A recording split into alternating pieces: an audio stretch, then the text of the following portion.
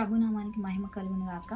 వీక్షిస్తున్న మీ అందరికీ మన ప్రభువును రక్షకుడునైన యేసుక్రీస్తు నామమున శుభాభివందనాలు తెలియజేస్తా ఉన్నాను. ఈ దినం బైబిల్ గ్రంథంలో నుండి మనం ఒక చిన్న మాటని ధ్యానం చేసుకుందాం. ఎస్తేర్ గ్రంథం 2వ అధ్యాయం 7వ మాట.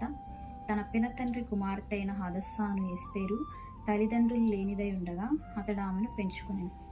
అహష్వరోషు రాజ్య పరిపాలనలో వస్తీ తర్వాత ఒక అనాథగా ఉండే ఎస్తేరుని దేవుని దయ వలన రాణిగా అవడం మనందరికీ తెలిసిన విషయమే.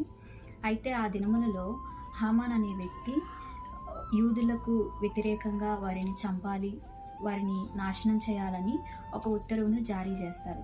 ఆ సమయంలో రాణి అయిన ఎస్తేరుకి ఈ విషయం తెలిసిన తర్వాత ఆమె తన చెలికత్తెలందరితో కలిసి ఉపవాసం ఉండి ప్రార్థన చేసి రాజు దగ్గరికి వెళ్ళి తన విన్నపాలన్నీ చెప్పుకుంటుంది.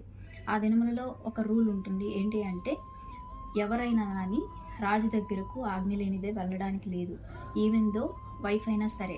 అలాంటి దినములలో తన ప్రాణాన్ని కూడా లక్ష్యం పెట్టకుండా ఆమె తన యూదుల కోసం, తన వారిని, తన జాతి వారిని రక్షించుకోవడం కోసం ఆమె ఈ కార్యాన్ని పూనుకోవడం మనందరం చూస్తూ ఉన్నాం.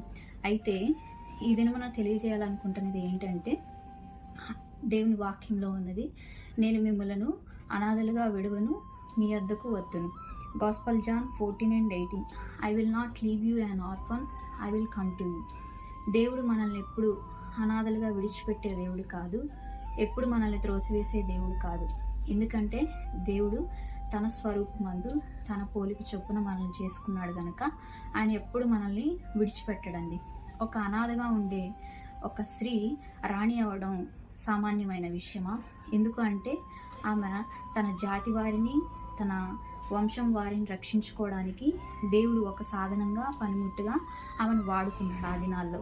ఈ దినాల్లో నీవు కూడా ఒక అనాథ స్థితిలో ఉన్నావేమో.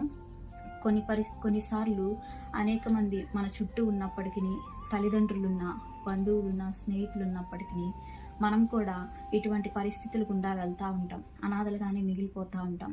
కానీ దేవుని వాక్యం సెలవిస్తూ ఉంది, నేను మిమ్మల్ని అనాథలుగా విడవను, మీ వద్దకు వస్తాను అని.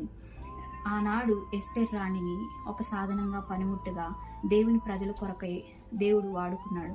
ఈ దినమున నీవు కూడా, వీక్షిస్తున్న నీవు కూడా, నీ పరిస్థితులు అంధకారంగా ఉండొచ్చు, ఏమి చేయలేని పరిస్థితుల్లో నీవు ఉండొచ్చు, ఏ సహాయం లేని పరిస్థితుల్లో కూడా నీవు ఉండొచ్చు. కానీ దేవుడు నిన్ను ఎప్పుడు విడిచిపెట్టే దేవుడు కాదు.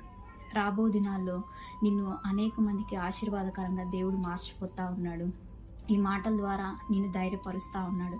కనుక ప్రియ సహోదరి, సహోదరుడా, భయపడాల్సిన అవసరం లేదు, దిగులు పడాల్సిన అవసరం లేదు.